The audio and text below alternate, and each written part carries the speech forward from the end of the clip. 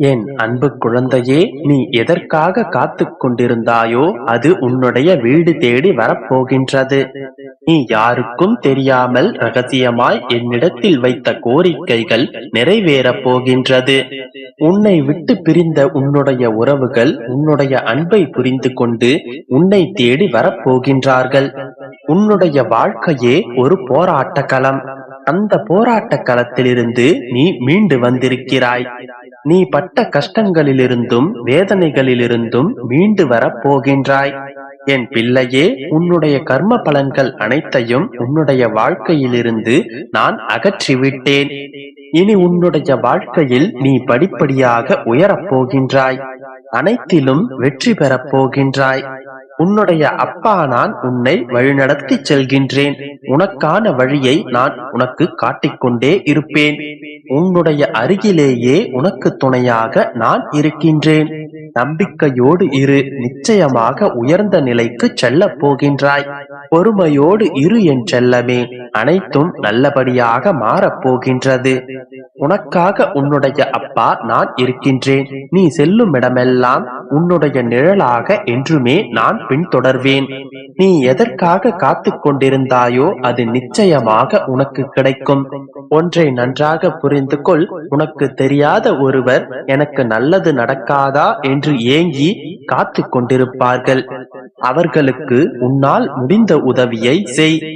நாட்கள் நகர்ந்தாலும் உனக்கு நடக்க வேண்டியது நிச்சயமாக நடக்கும். காலங்கள் கடந்தாலும் உனக்கானதை உன்னுடைய அப்பா நான் நிச்சயமாக நிறைவேற்றி தருவேன். காலச்சக்கரம் அதற்கான பதிலை உனக்கு தரும். நான் என்றுமே உனக்கு துணையாக நிற்பேன். என் செல்ல பிள்ளையே, என்றும் உன்னுடைய கடமைகளை நீ திறம்பட செய்து வா. உனக்கான நல்ல நாள் நிச்சயமாக உன்னை தேடி வரும்.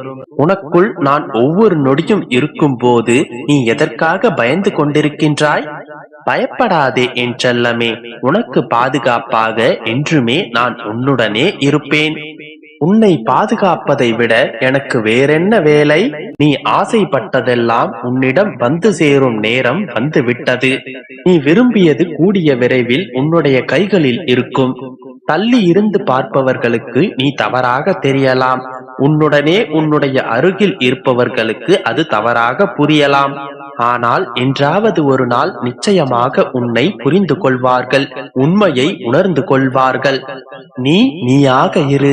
பிறருக்கு பிடிக்க வேண்டும் என்று முயற்சி செய்து உன்னை நீ தொலைத்து விடாதே என் தங்கமே. கலங்காதே என் செல்லமே. உன்னை படைத்த நான் நிச்சயமாக உனக்கு துணை நிற்பேன். என் செல்லமே, உனக்காக நான் என்னுடைய ஆலயத்தில் காத்து கொண்டிருக்கிறேன்.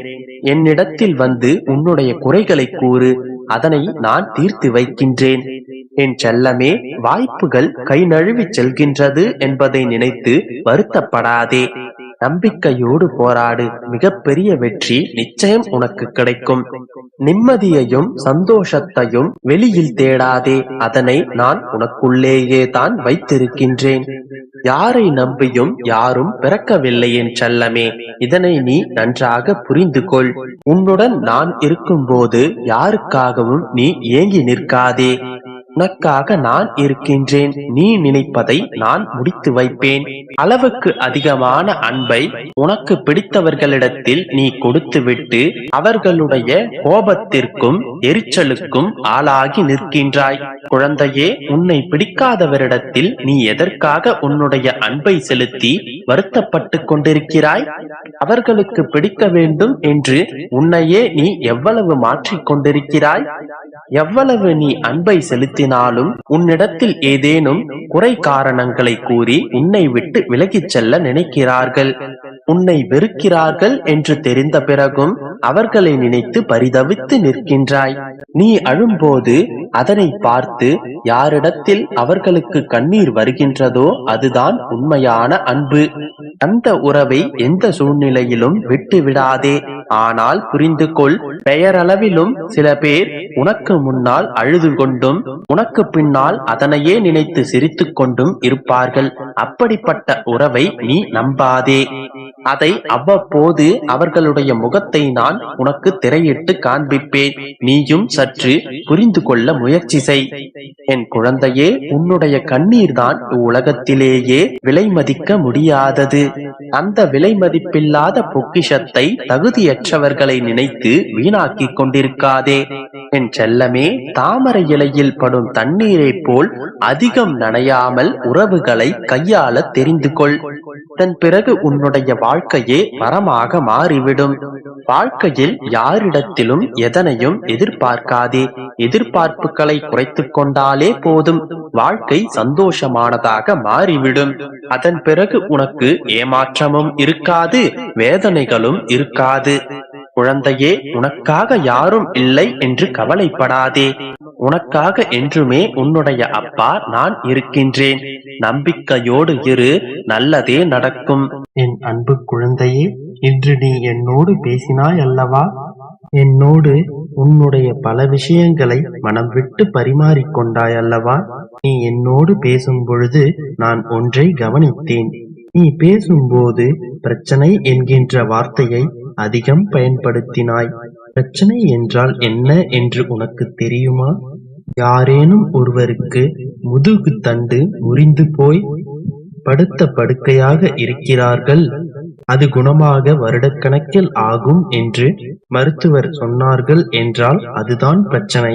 யாரேனும் வீடு எரிந்து போய் எல்லாவற்றையும் இழந்து நடுத்தெருவில் நின்றால் அது பிரச்சனை. ஆண்டாண்டு காலம் முயற்சித்தால் மட்டுமே அதை சரி செய்ய முடியும், அல்லது சரி செய்யவே முடியாது என்கின்ற அளவுக்கு வருவதுதான் பிரச்சனை. இது போன்ற பிரச்சனை மனிதனுக்கு ஓரிரு முறை வரலாம், வராமலும் இருக்கலாம். மற்றபடி நீ பிரச்சனைகள் என்ற பெயரில் சொல்வதெல்லாம் பிரச்சனை அல்ல, அது அனைத்தும் அசௌகரியங்கள். இது போன்ற அசௌகரியங்கள் வாழ்வில் நிறைய வரும். அந்தந்த சமயங்களில் அவை பெரிதாகத்தான் தோன்றும். ஆனால் மணிக்கணக்கிலோ, நாள் கணக்கிலோ, மாதக்கணக்கிலோ சமாளிக்க கூடியவை. பின்னாளில் அதை பற்றி யோசித்து பார்த்தால் அது அற்ப விஷயங்களாகவே தோன்றும். இப்போது ஆத்திரப்படும் உனக்கே 6 மாதங்கள் கழித்து இதே விஷயத்தை நினைத்து பார்த்தால் இதுவே அற்ப விஷயமாக கூட தென்படலாம். நான் சொல்வதை நன்றாக நினைவில் வைத்துக்கொள். நமது வாழ்க்கை முழுவதும் எல்லா கட்டங்களிலும் இது போன்ற அசௌகரியங்கள் நிறையவே இருக்கும்.